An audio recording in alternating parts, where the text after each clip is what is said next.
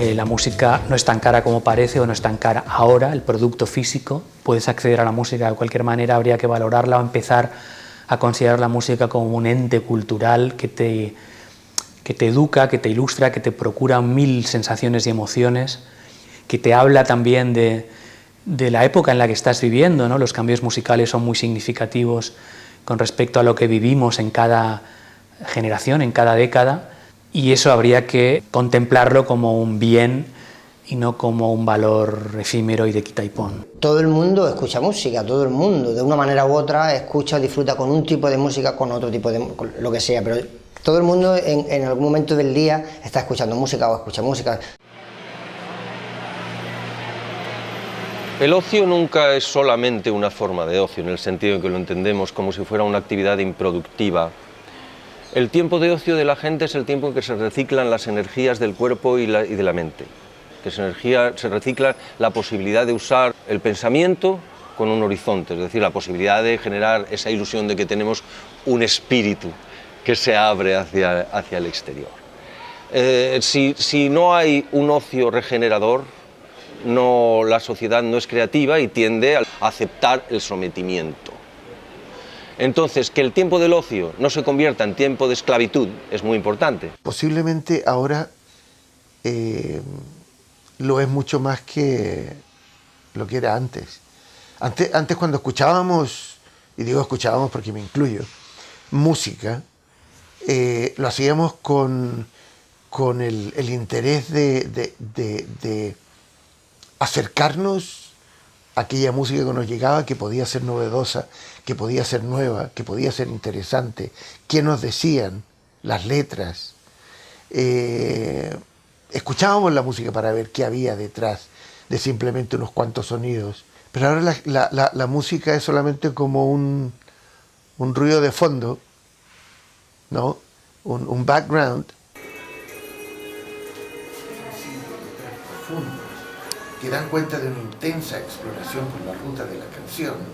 El cantautor Tomás González presenta su primer disco solista, Lengua Muerta, una producción musical de prolija factura.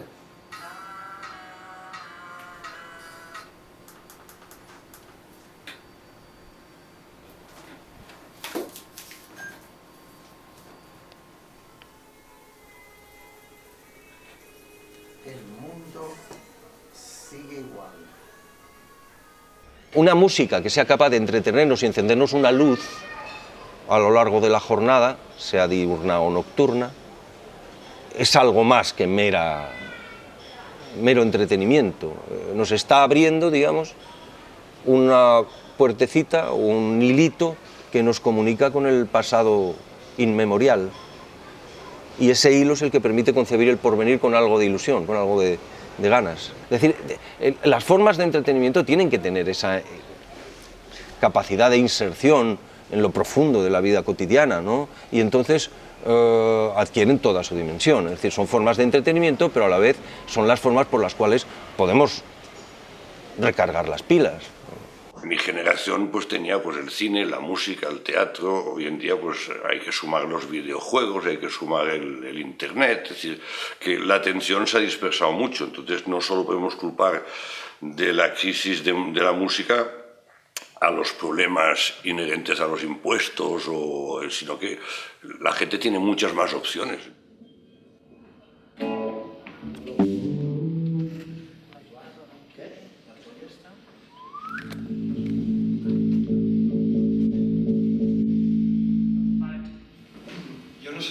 ballet d'Antonio? Sí? Bueno, sí, perdona, Arcel, y un ballet de bombo y caixa. Vale. La esencia de la música popular ha cambiado poco. Desde el momento en que se consiguió grabar un disco y venderlo a la gente, ha cambiado poco. Ha cambiado cosas puntuales y muy importantes, pero la relación que la gente tiene con ese material, la popularización inmediata de un material, es la misma que existe ahora. El sector que ahora se llama del ocio era muy limitado. O sea, un joven de mi época, de 15 o 16 años, tenía una Vespino y un tocadiscos como mucho, en el caso de que fueras de clase media. y en ese caso hay que aceptar que la música tenía un papel emocional mucho más importante del que tiene para la juventud actual. La juventud actual ha nacido en un mundo en el cual el ocio es mucho más diverso y realmente la gente canaliza su emotividad por muchas más cosas que la música. Entonces yo creo que a nivel de difusión masiva, aparte de problemas técnicos y de piraterías y de otras cosas, existe este factor sociológico, que la música es una diversión, es un producto de ocio, pero no es el único producto de ocio, ni siquiera actualmente el más importante, como había estado en los años 60, 70 y 80. Ha cambiado todo, pues con los ciclos van pasando revoluciones. Una fue evidentemente Internet. Con Internet pues cambió todo lo que es también el panorama de lo que es a nivel de industria y también de creatividad. Ya hablaremos luego si queréis. En lo que se refiere a la música o al rock and roll. Ya no se venden CDs, ya está Spotify, ya no se venden discos, pero sin embargo hay que grabar CDs o vinilos, y ahora hablamos de los vinilos, que es una cosa que adoro, los vinilos. Son importantes hacer, por ejemplo, un disco nuevo, aunque sea, por ejemplo, los Rollins o yo hago un disco nuevo, no te lo creas, es una mierda de disco. Ya hemos hecho lo que tenemos que hacer, pero es la excusa para salir de gira. Verdaderamente la fama ha pasado a ser el leitmotiv, entonces es un poco extraño por todos los realities y las grandes estrellas que venden discos masivamente por lo general salen de programas de televisión ahora, entonces está mucho más controlado. Entonces, más allá de la industria, creo que eso es una de las pandemias más acuciantes. El método de control que hay para saber qué es lo que triunfa, lo que no triunfa y hasta dónde puedes controlar la carrera de un artista.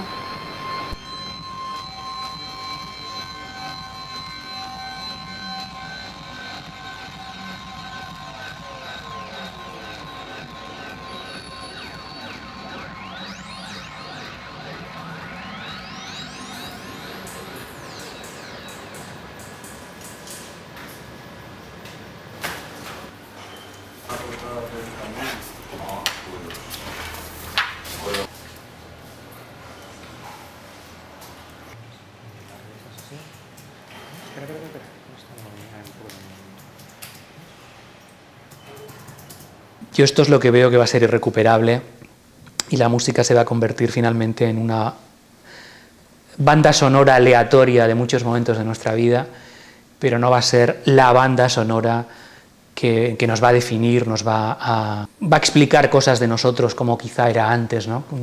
Ese todo romántico, mítico, se ha perdido y se ha convertido en un producto.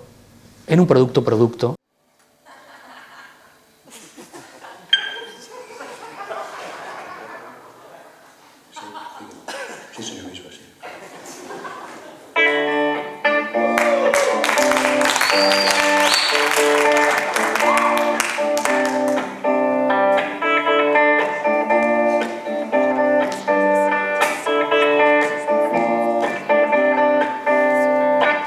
La terrassa d'un bar en una nit d'estiu. Si no perdo la consciència, seguiré pensant en tu. Hi ha un mico que balla a la punta d'un pal i senyores amb paraigües que em diuen hola, què tal? Hi ha un home que resa a un déu superior amb dues espelmes i un nas de cartró. I jo he vingut d'estranquis, no ho diguessis a ningú, aquell lloc d'aquesta terra que més em recorda tu. Hi ha dos policies que es passegen a cavall, els cavalls semblen de goma i els genets de metall. 1, 2, 3, botifarra de pagès, t'escriuria una postal però tinc el cap massa espès. Anem a voltar per la Rambla, et compraré un remei de flors. Anem a voltar per la Rambla, per un xarupes de colors. Anem a voltar per la Rambla, vestits amb globus de paper.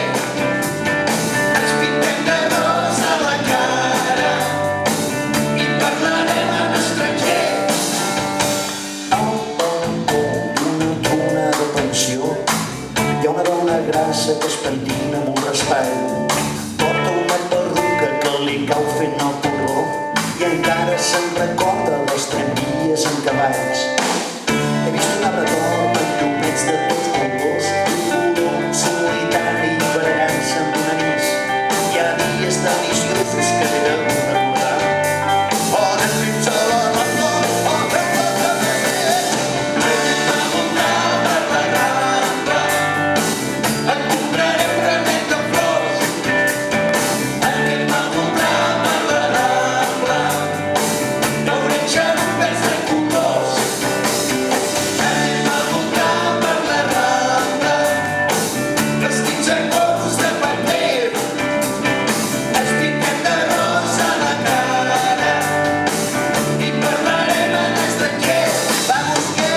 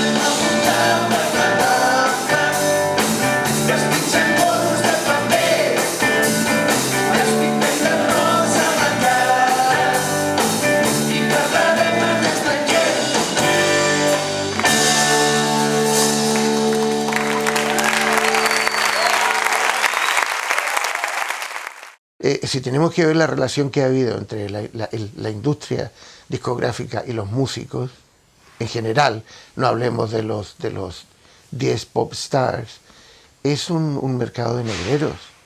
El mercado en general se ha polarizado en dos grandes tendencias, al estilo pues, del mainstream económico internacional. Es decir, hay un mercado que requiere mercancía de usar y tirar y que convierte la música en un producto de despacho, y hay otro mercado subsistente a duras penas que refleja pues, la vida de las tradiciones musicales milenarias pasadas a las ciudades contemporáneas. Es decir, hay una vida musical que se renueva generacionalmente, pero que la actualidad no recoge porque está dedicada a la mercancía a gran escala. Las multinacionales no se han adaptado demasiado bien, se han adaptado echando gente fuera, reduciendo su plantilla para ajustar los presupuestos y que les cuadren los números, ¿no? Y no apuestan por artistas que a lo mejor ya prevén que no van a vender X copias sabiendo que es muy buen artista. Es decir, esto lo suelen hacer siempre la discográfica pequeña, la gente que invierte y que cree en la música, que cree en gente, pero son los menos. Y son gente que a lo mejor después no te facilita una producción para poder hacer un disco medio en condiciones. Las multis son como unos mamuts que están como a punto de extinguirse y están encontrando nuevas maneras de resurgir. Pero soy parte del mamut, yo también. Utilizo las mismas máquinas, las mismas herramientas, las mismas redes sociales, quiero decir, estoy dentro del juego. O sea, si separas tu suerte de la de los demás y no te apetece jugar con el resto, entonces, bueno, pues te vas al campo. Hay gente que con una guitarra es capaz de hacer mucho. Yo es que me dedico a hacer este tipo de música y lío a más gente y hago una imagen alrededor, entonces estoy muy metida en la vorágine, entonces soy parte de ellos, son parte de mí, estoy contaminada. La época de los cazatalentos, ¿no? Un Blackwell que te descubre a Marley, que monta el sello Island, que estaba todo, estaba King Crimson, estaba Free, estaba Traffic, es decir, U2, gente con olfato, gente que vive la música, gente que vive por y para la música y de la música. Esto yo creo que es una especie que se ha extinguido, ahora son pues expertos en marketing, todo menos. Siempre habrá alguna excepción, generalmente en temas indies, en temas de estos, ¿no? Pero en las grandes compañías, que ya se está viendo que al paso que vamos va a quedar una o dos, no más, pues esto es negativo. Gran parte de la culpa de la crisis discográfica la tienen las propias discográficas. Es decir, yo conocí un tipo que le habían nombrado director de una compañía muy importante de discos, una representación multinacional en España, y cuando le pregunté de dónde venía de una fábrica de calzoncillos. Entonces, ahí, bueno, yo entiendo hasta un cierto punto que te obsesiones con fichar a un tío que entiende de marketing, pero estamos hablando de música, no de salchichas ni de calzoncillos. Si tienes que tener un mínimo de pasión.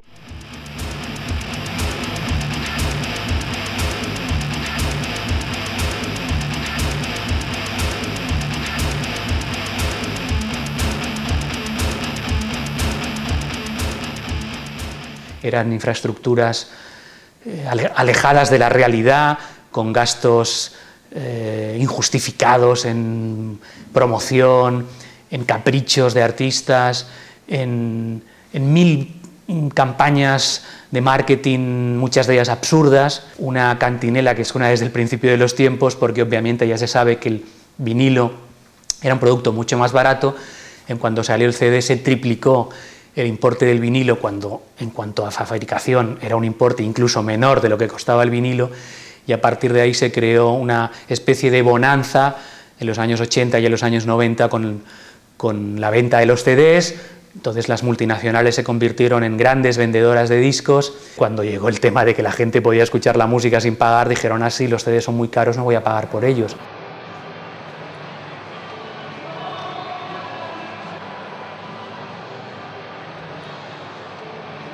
La discográfica en este sentido veía que su negocio empezaba a bajar, que la venta del producto, el número de copias empezaba a bajar, con lo cual empezaron a pensar, ¿sabes qué?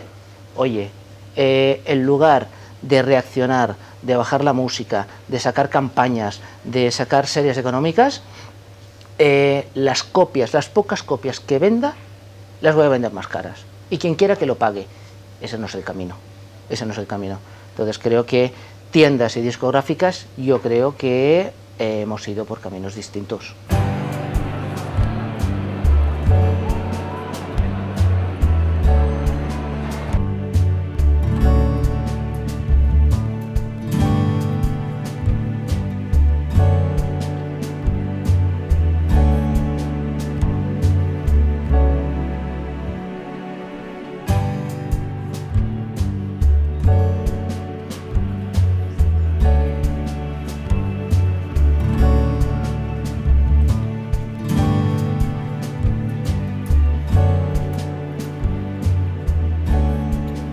Realmente si la gente cuando sale un disco hoy día se ponen tan nerviosa como me ponía yo. Cuando yo estaba en casa y tenía a lo mejor 12 años, 11 o 12 años, y llegaba a mis oídos que Camarón de la Isla había grabado un disco nuevo. Y iba como un loco corriendo a la tienda a preguntar cuándo salía el disco, no sé qué, y ya estaba yo buscándome el dinero para comprarme el disco, vamos. El primero, ahí estaba yo.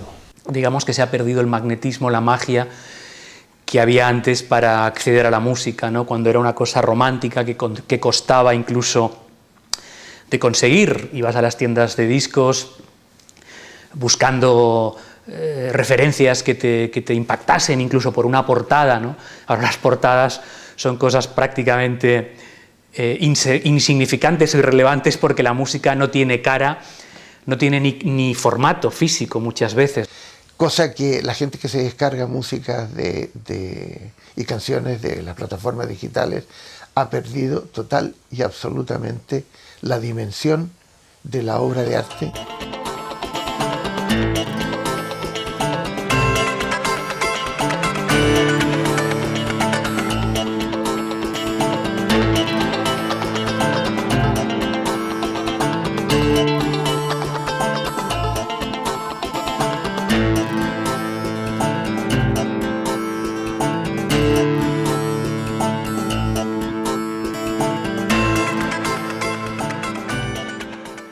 La bajada de ingresos ha sido importante, la bajada de consumo de música en general ha sido bastante acusada en los últimos años. No sé si somos víctimas o son las discográficas o es el artista la víctima que ahora se lo tiene que currar un poquito más y tiene que buscarse otros canales de ingresos. No sé, yo creo que todos un poquito somos víctimas, ¿no? Muchas de las discográficas, muchos artistas, incluso alguna tienda, seguro que vivimos un poquito del recuerdo, ¿no? Y del recuerdo no se puede vivir. Se saldrá adelante, por supuesto que sí, pero hay que concienciarse que son otros tiempos. No es, hay que tirar adelante, ay, tenemos que conseguir lo que en el pasado hubo, no. Chicos, espabilar, que el mundo va de ciclo en ciclo, ¿no?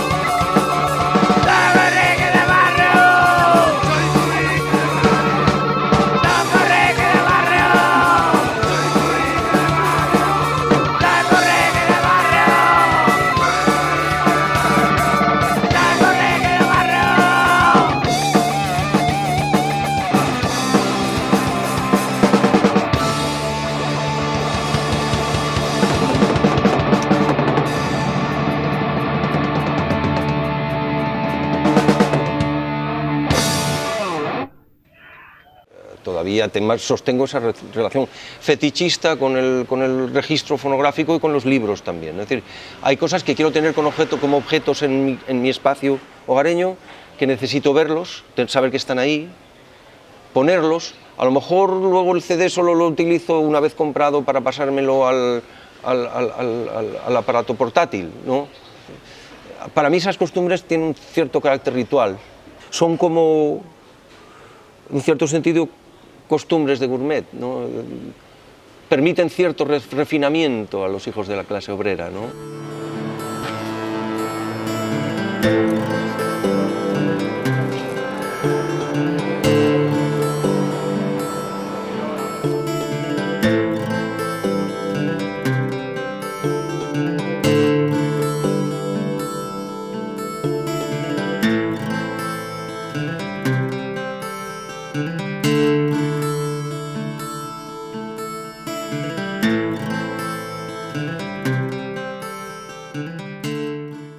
Ahora hay un cierto revival del vinilo como una recuperación de un espíritu antiguo para volver a vender vinilos, y es cierto, se están volviendo a vender, pero en unas cantidades bastante escasas, no comparables a los vinilos que se vendían antes. Son productos que van destinados a los melómanos clásicos, y el CD, pues obviamente, como producto también se ha desprestigiado muchísimo, pues cada vez las discográficas tienen más problemas para poder vender CDs.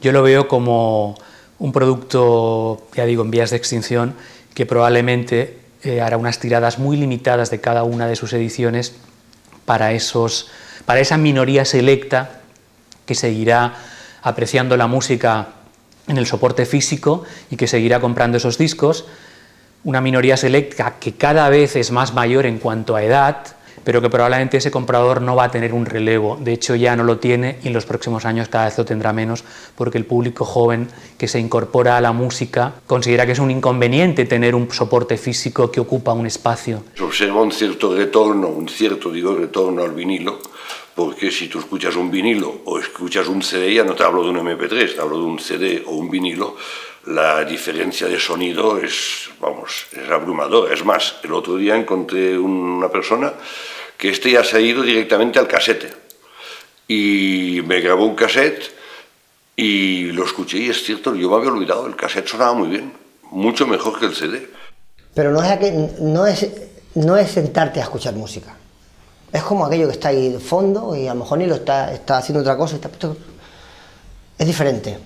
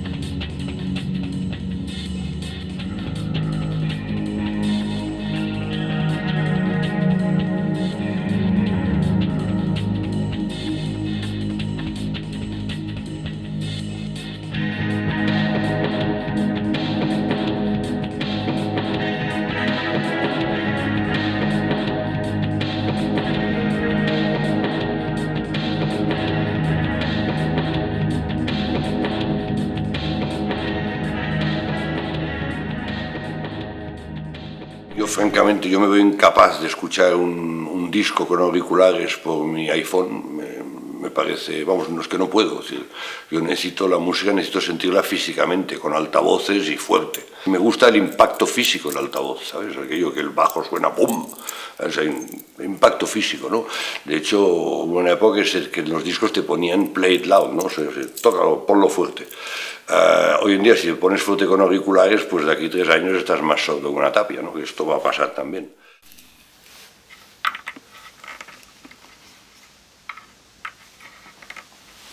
Muy bien.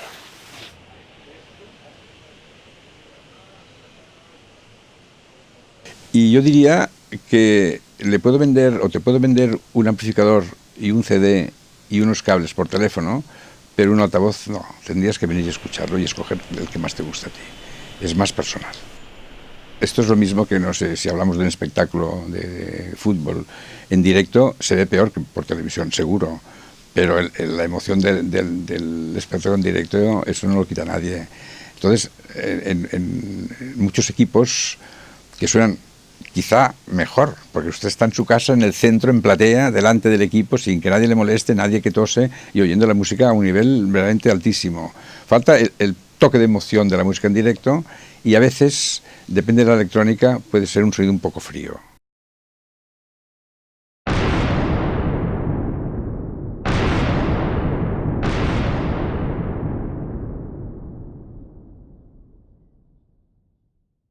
Yo he hecho siempre canciones.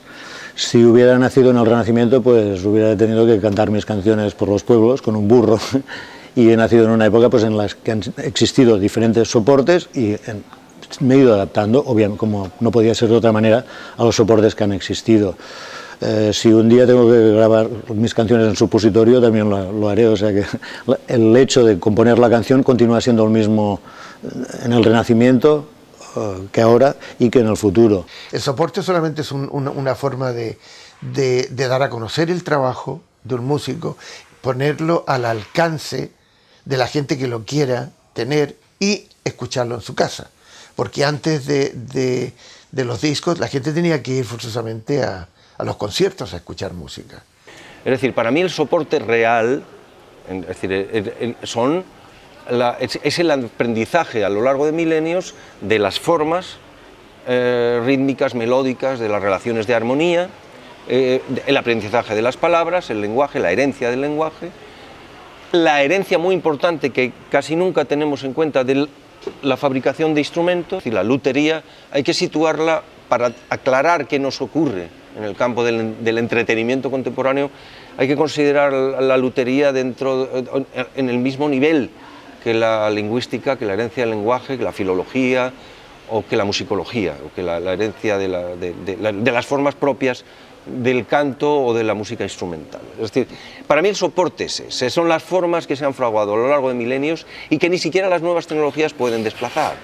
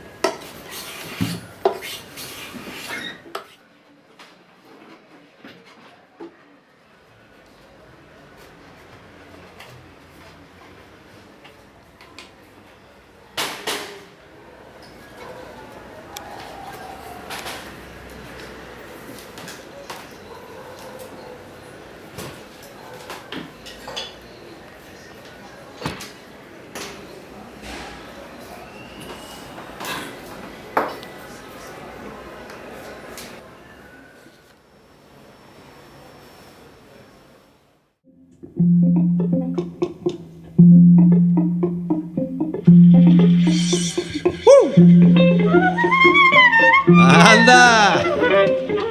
¡Ay, qué miedo, mamá! Según entré en la taberna, me encontré con su mirada, como si fuera a clavarme alguna aguja hechizada, coronada de un postizo, de un subdelantal azul. Lucía sus dientes de oro como una reina zulú. Reina zulú, reina zulú, ¿quién te has creído tú? Reina zulú. Llegó con cara de mala, se dio un golpe en la rodilla y se quedó avergonzada. Era solo una chiquilla. Ponme un vaso de cerveza y habichuelas con arroz, y luego me traes la cuenta negra de mi corazón. Reina Zulú, reina Zulú, ¿quién te has creído tú? Reina Zulú, ay Belén, reina Zulú, reina Zulú, ¿qué te has creído tú? Reina Zulú. Voy a contemplar el río y baja el agua marrón, con el murmullo cansado la queja de un pecador. Y a lo lejos ya se enciende la hoguera de la ciudad. Me enseña sus dientes de oro, la noche por qué será.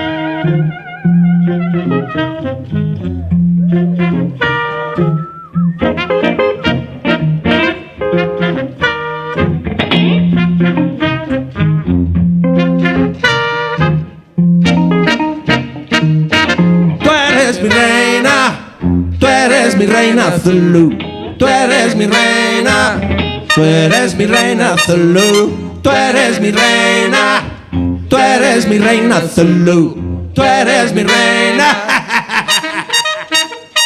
Reina Zulu, reina Zulu, ¿qué te has creído tú? Reina Zulu,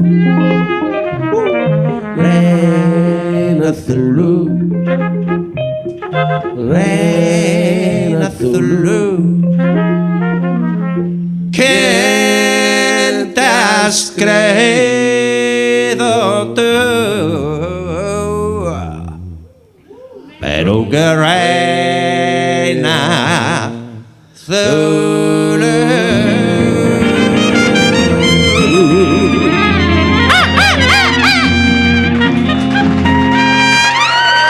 ¡Salud, Jamboree!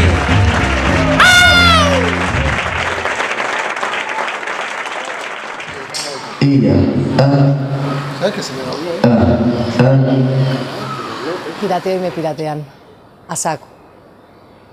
A saco. Mis discos se descargan la gran mayoría. Es que me parece algo tan normal. No puedes poner la manzana ahí, morderla y además pretender que los demás no la muerdan. Entonces, bueno.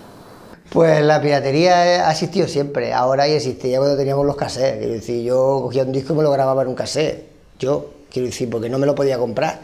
Yo estoy en contra de la piratería grande, la que hace daño de verdad. Si la gente encuentra música gratis en internet, no les puedes decir que no la cojan. Si hubiera macarrones gratis en internet, la gente también los cogería. No creo que sea una manía que tiene la gente especial a la música ni a los músicos. Por eso yo me rebelo ante ese hecho y digo, sí, es cierto, la democratización tecnológica para todos, pero no solo en estos ámbitos, que lo sea para todo el mundo, que todo sea gratis, que todos podamos acceder a las cosas de una manera libre, si pudiese ser. Es una cosa impensable, ¿no? Pero ¿por qué solo afecta a esos medios? Porque son los únicos que pueden ser digitalizados. Nadie se queja porque una cerveza valga 5 euros o un Cuba Libre 7 euros cuando sales por la noche. Y es objetivamente astronómico ese precio con respecto al coste real, ¿no? Pero como no te lo puedes digitalizar y bajar gratis, pues la gente lo paga y no protesta.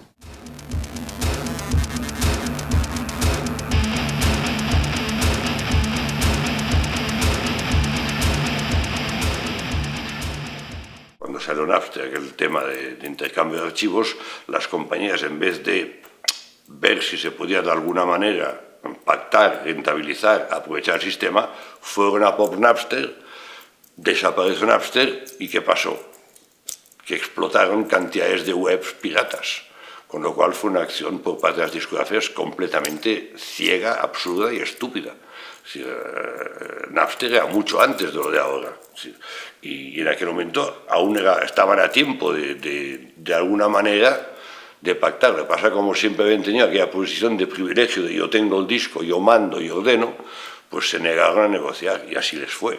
Y también por las mismas tampoco mimaron a sus artistas, es decir, empezaron a considerar a los artistas como empleados y no artistas, que si bien puede ser relativamente empleado de la editorial, de la discografía, porque tiene un contrato con ella, pero es un artista, y un artista no le puedes pedir ciertas cosas. Un artista, su riqueza está precisamente en que es un bicho raro, que es un bicho que no es como los demás, que obedece a leyes a veces que no entiendes y que son las que dan paso a un movimiento nuevo, ¿no? Entonces, realmente sí, yo creo que no se miman los artistas, se les considera como mercancía. Porque realmente lo que hay detrás del mercado musical hay una mafia de productores, hay una mafia de gente que trabaja en beneficio propio, teniendo al músico simplemente como el instrumento que les permite tener un producto para vender.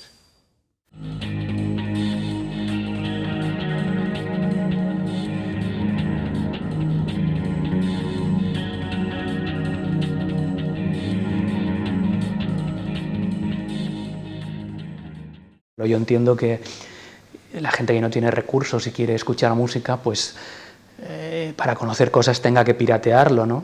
Critico el hecho de que no se valore la música o no se considere a los músicos que están trabajando un disco, sacar un disco, editar un disco, no es una cosa de un momento, igual es un año de la vida de una persona, componiendo, trabajando, ensayando, escribiendo. Y hacemos una inversión tremenda entre pago de remixes, masters, diseñadores, lanzar la promo y todo esto, entonces evidentemente no puede ser un pozo sin fondo, necesitas recuperar. Aunque sea un poquito, creo que lo suyo es pagar, ¿no? Pagará el que ha gastado tiempo o energía en la producción de las cosas, pero como productor y como artista también considero que hay cosas que el usuario debe poder hacer con libertad, debe poder mover archivos con cierta libertad, es decir, hay que encontrar el equilibrio que probablemente no es tan fácil encontrar todavía porque todo se está moviendo muy rápido y la legislación en torno a todas estas cuestiones, que tiene que reflejar no caprichos de los legisladores, sino pactos sociales reales que partan de la vida cotidiana de la gente, pues todo esto tardará un poco todavía en elaborarse con sensatez, ¿no? A ver, el músico, esto es el pez que se muerde la cola. El músico tiene que cobrar. Pues claro, joder, si no, no existirían, ¿no? Pero es que fíjate qué surrealismo, qué sin sentido. Es que el músico existe, hablo del rock and roll, aún sin cobrar. Somos gilipollas, somos románticos. ¿Sabes qué te quiero decir? Bueno, a lo mejor alguno de nosotros, o de mi generación y tal, han pillado cacho, pero bueno, ¿sabes qué te quiero decir? Que somos idiotas, románticos, En el sentido de cobrar, pues claro, hay que cobrar, pero bueno, para cobrar tiene que ir gente a una sala, ¿no? Y para que una sala esté abierta tiene que tener sus permisos, su IRPF y su IVA y sus empleados que tienen que pagar seguridad social, ¿no? Fíjate qué rollo tan raro, ¿no? Y aparte de todo, para cobrar el músico, pues también la sala tiene que hacer un poquito de negocio, ¿no? Y aparte de eso también, por si fuera poco, pues resulta que también tiene que venir gente, que se nos ha olvidado el público.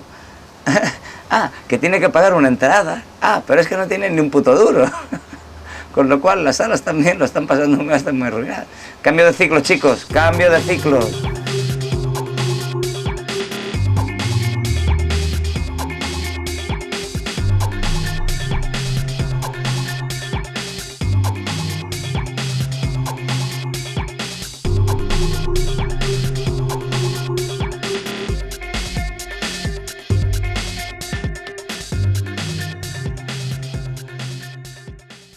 Es complicado, no lo sé, no sé hacia dónde vamos, no lo sé. Ojalá que el negocio musical, sea por una vertiente o sea por otra, siga funcionando. Me gustaría mucho más poder vender discos, como he hecho en una gran parte de mi vida. Como músico consolidado, afecta totalmente a la capacidad de que los discos que vendes sean tu modus vivendi. Pero bueno, en mi caso le tengo que decir que yo me adapto a esa situación porque yo empecé en este oficio por una pasión auténtica y esa pasión, mientras la conserve, la tengo todavía, continuaré haciéndolo. Una triunfada de ventas son 10.000 discos, que antes era... Han ido bajando, disco de oro, 50.000 discos de oro, 100.000 discos de oro, 10.000 discos de oro, 1.000. Es un chiste, barato. Es un chiste horrible. Es terrible lo de las ventas. ¿Cómo lo ve? Lo veo como todo el mundo. Bueno, el que no lo diga es que o no tiene boca o no lo quiere comentar, pero vamos, creo que es algo muy extendido ya se sabe que la venta física no existe. El MP3 existe más o menos, lo que pasa es que hay muchos dispositivos por los cuales te puedes bajar las canciones gratuitamente, ¿no? Entonces, la manera de compartir y de disfrutar la música ya no depende de la venta, es decir, es una especie de sociedad compartida en donde tú compartes lo que haces for free. Lo que es la venta digital, un artista no se gana en el mundo de la electrónica lo que es la vida, sino que lo que te va a dar es un prestigio, lo que te va a dar es pues, tu calidad como productor para después te contraten a ir a tocar, que es donde realmente pues está el verdadero sueldo. En el flamenco los discos no son, y menos para un guitarrista, no te dan para comer porque el flamenco y la guitarra es una minoría en comparación a otras músicas y no da para eso, da para tu satisfacción, para ver que tu música está ahí, que va a quedar ahí, que todo eso que tienes en la cabeza pues de alguna manera lo expulsas, ¿no? Para que todo el mundo, compartirlo con todos los aficionados, pero como luego no te subas al escenario al fin de semana o a los 2 días y sigas trabajando, fatiga. El 90% de discos que hemos vendido los hemos vendido en directo, y si un concierto funcionaba bien, vendías un 10%, un 10% de la entrada. Del aforo.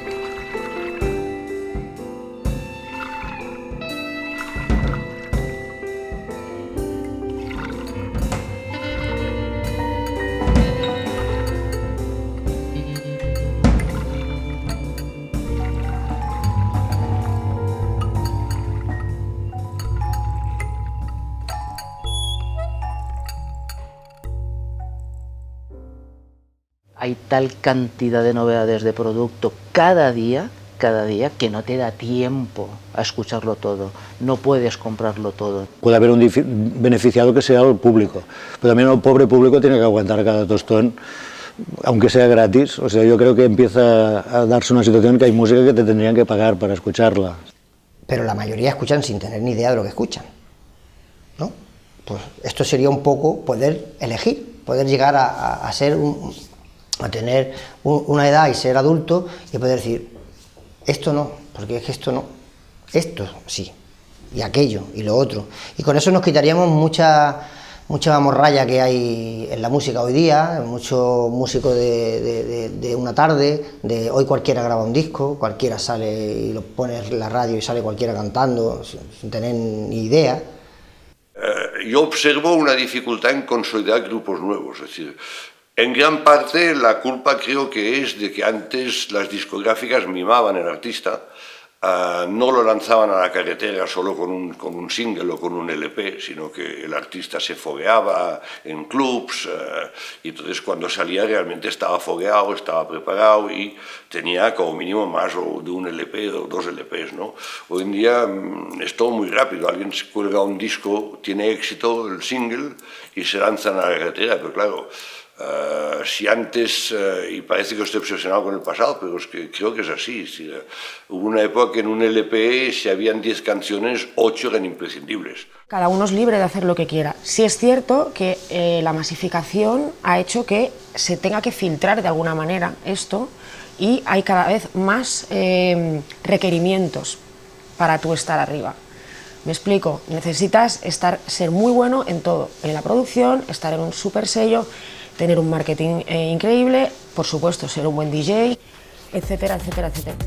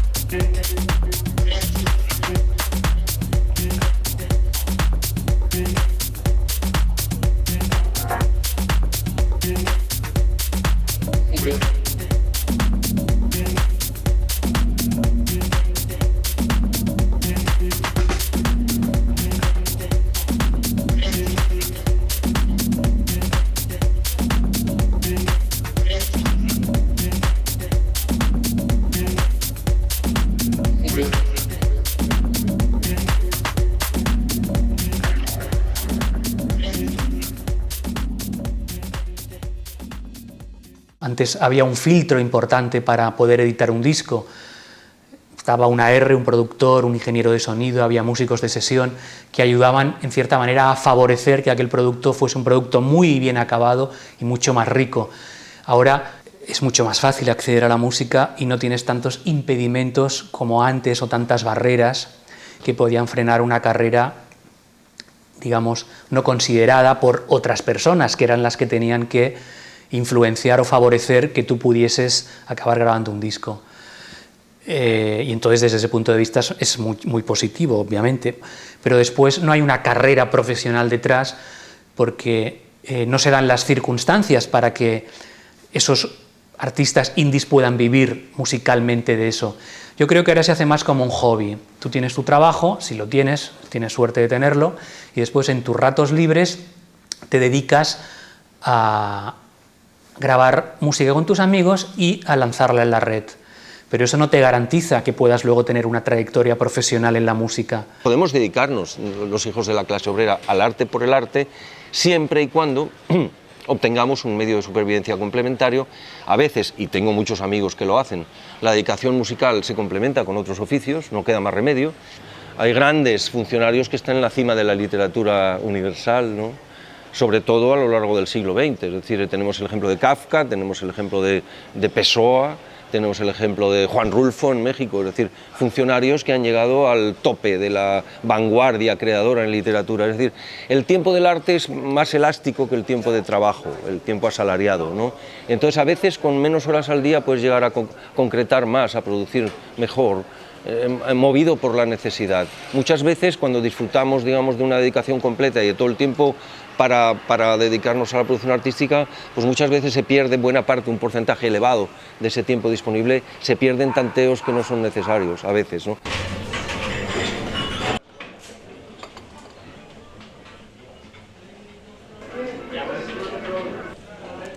¿Está callado o...? Ahora, pues lo faig això. Puja la foto, i està aquí.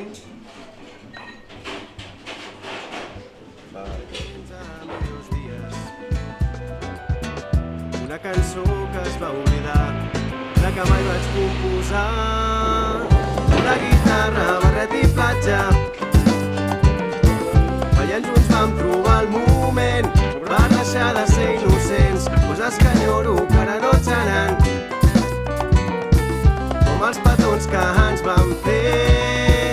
Mereixerem la felicitat, malgrat les grans adversitats que arribaran i cremaran per Sant Joan en una foguera de punts que cremen, de somnis que es fan realitat i junts cantar, tocar amb els dits un cel tan clar.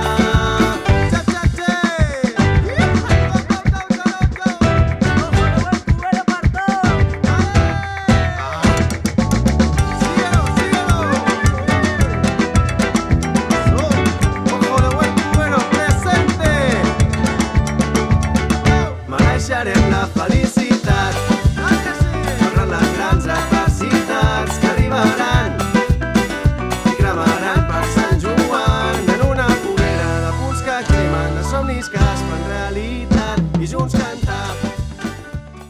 Creo que cada vez se consumen menos grupos y menos discos, y se consumen más canciones. Y estoy de acuerdo con Roger, la gente ya no tiene o ya no guarda discos, sino se hace setlist y escucha canciones por separado que pueden no tener nada que ver las unas con las otras. Hay mucha gente que solo sabe una canción y ni tan siquiera sabe el nombre del grupo o qué otros temas han hecho, si se parecen mucho, si sigue un estilo concreto, si están en una época, en una etapa. No, de esto no se conoce nada, ¿no? Y es, por un lado, la cantidad de información hace que tengas mucha desinformación. No creo que el hecho de que la gente ahora haga estas playlists descargándose un tema u otro afecte al músico en su parte creativa.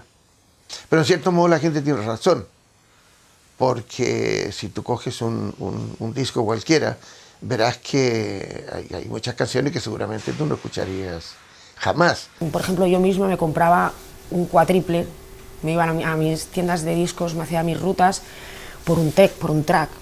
Ahora tienes un track accesible en tiendas digitales. Si estoy trabajando en un tema y quiero comprobar o montando una versión y quiero oír 15 versiones de pronto, para eso es muy útil también Internet. Estoy trabajando un estándar, por ejemplo, y entonces puedo construirme un archivo rápidamente de 15 versiones. Y en una hora estoy estudiando con unos materiales, digamos, muy amplios, ¿no? Seguramente llegaremos a un punto en donde convivirá todo con todo. La gente que le gusta ir al cine y ver películas de toda la vida en pantalla, aunque cada vez haya menos salas, gente a la que le guste comprarse vinilos todavía, CDs, jugaremos con todo, con un plato, un ordenador, un bajo sintético, una acústica. Creo que tendemos a que todo valga, creo que todo vale, creo que todo puede convivir con todo. Desde que Miles Davis hizo un concierto, de repente los instrumentos electrónicos empezaron a cobrar vida y después fueron las computadoras. Quiero decir que... Y entonces al final yo creo que todo valdrá. El tema del directo para mí es la parte más auténtica de la música. Lo demás es, si me apuras, hasta relativo, porque tú lo escuchas y hoy día tal como se produce y tal como se graba, hay muy poca, o sea, no hay un 100% de verdad en un disco. En un directo sí. En un directo lo que ves y lo que oyes es lo que hay, ni más ni menos. Y el disco, pues tú sabes, lo metes en un estudio de grabación, haces aquí, pinchas allá, regrabas aquí, afinas aquí, retocas aquí, pones aquello a ritmo porque no estaba bien. Es trampa, por decirlo de alguna forma.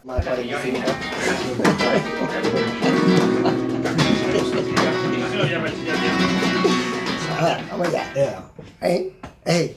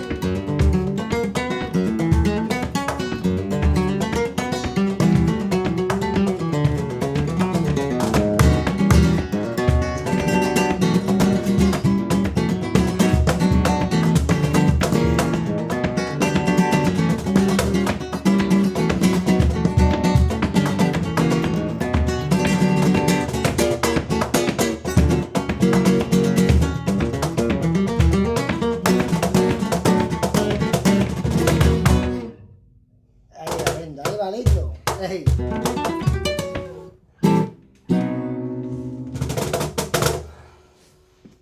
Bueno,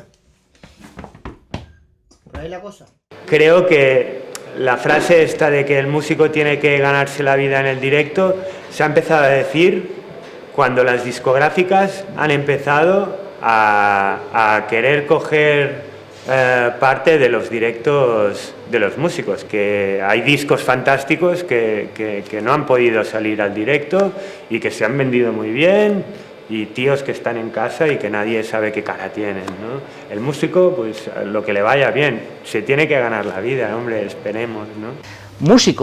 Músicos veo que cada vez tienen más trabajo en dar bolos, en dar conciertos, en colgar su producto en la red para que la gente los conozca. Bueno, es otro sistema de trabajo. Siempre hay gente que sobrevive y siempre hay grupos que sobreviven, pero está impactando mucho en los grupos medianos, digamos, en los que no están en las 3 estrellas. Impacta más en el 2 estrellas y en el 1 estrella y en los que empiezan.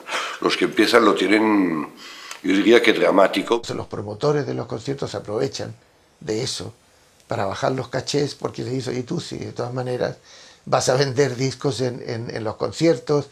Han potenciado lo que llaman el merchandising, que de ahí también donde los grupos sacan una parte importante de sus beneficios, como que se lavan un poco las manos y dejan al músico que vaya haciendo cada vez más su promoción y su propia forma de gestionar la música y ganarse la vida. Las discográficas, como todas las grandes empresas, manejan unos porcentajes establecidos que se establecieron hace antaño, que han ido modificándose. Cuando ya no te puedes llevar de aquí, te llevas del directo, cuando no te puedes llevar van modificándose, el monstruo va cambiando de cara, pero son números que llevan establecidos muchísimo tiempo. ¿Qué opinión me merece? Creo que es up to you, o sea, a una discográfica no le interesa a alguien que no vende absolutamente nada, y muchas veces apoyan artistas que no venden del todo por otras razones, y creo que si tienes el tiempo, tienes las ganas y tienes la energía, puedes hacerlo, pero tienes que tener todo eso. Puedes hacerlo tú, solo, y pegar un pelotazo por internet, sacar solamente 3 singles y luego sacar otros 3, pero tienes que estar todo el día, taca, Twitter, redes, comprando amigos, desechando amigos, comprando, vendiendo, llamando, todo el día al teléfono, entonces, que es un trabajo. Y otra vez volvemos a lo mismo, ¿qué opinión me merecen? Bueno, para mí son necesarias porque no sé hacer lo que hacen ellos todo el rato sola. Y yo no estoy dispuesta a hacer todo porque me quitaría mucho tiempo de la otra parte, entonces las discográficas siguen siendo un soporte válido, sobre todo para la distribución.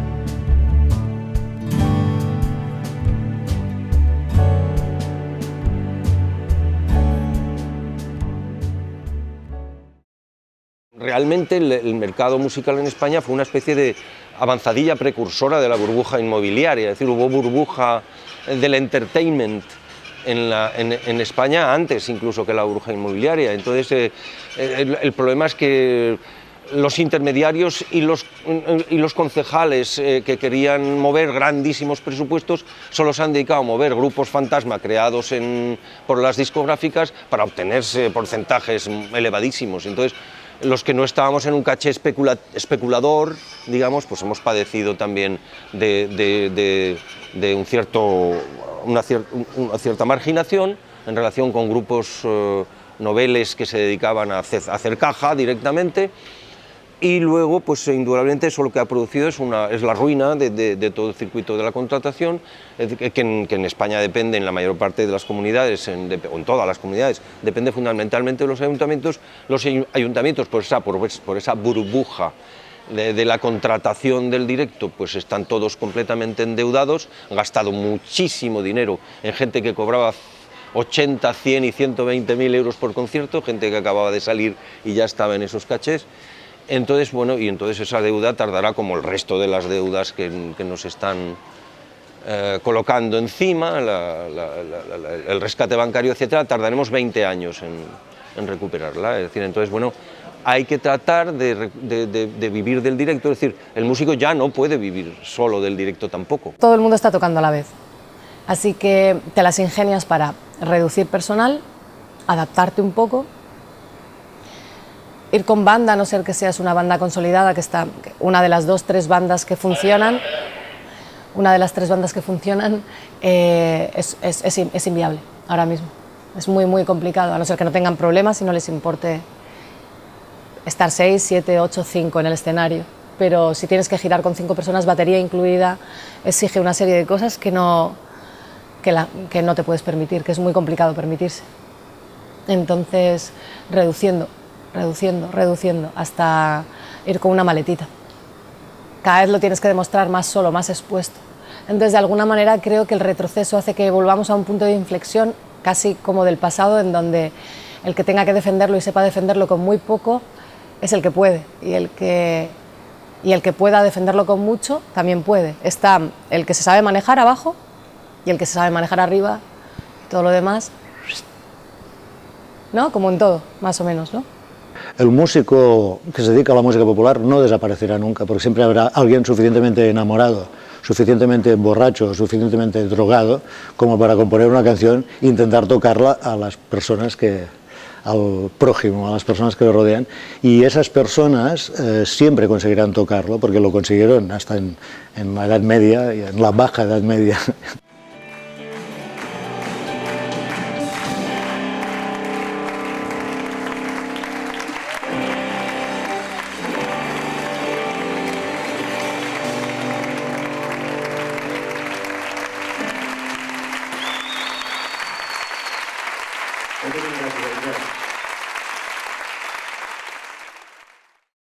¿Quién le pide el parecer a los músicos? ¿Quién habla con los músicos para preguntarle a ti qué te parece el nuevo entorno que hay del mercado musical en este momento? ¿Cómo te ha afectado a ti como creador? Yo creo que vuelve, o sigue, mejor dicho, sigue siendo el músico el último mono, con todo mi respeto por los monos, del escalón de lo que es el mercado de la música. No se le toma en cuenta. Solamente se le toma en cuenta si es rentable. Si no, es un olvidado más. Los músicos. El énfasis hay que ponerlo en los músicos. Sin músicos no hay música. No hay música, no hay mercado discográfico. No hay mercado discográfico, no hay promotores, no hay managers, no hay estudios de grabación, no hay casas discográficas, no existiría la Sony ni Capitol. Sin músicos no hay música. Siempre creo que lo que viene es mejor. No soy de las que cree que cualquier tiempo pasado fue mejor, siempre creo que cualquier tiempo pasado fue peor. Entonces creo que lo que viene tiene algo que enseñarte, entonces partiendo de que siempre me ha pasado así, estoy siempre en lo que viene, me interesa lo que me tiene que contar cualquiera que esté ahí. Entonces no tengo un juicio, creo que es lo que está pasando y supongo que habrá un momento en el que desconectaré.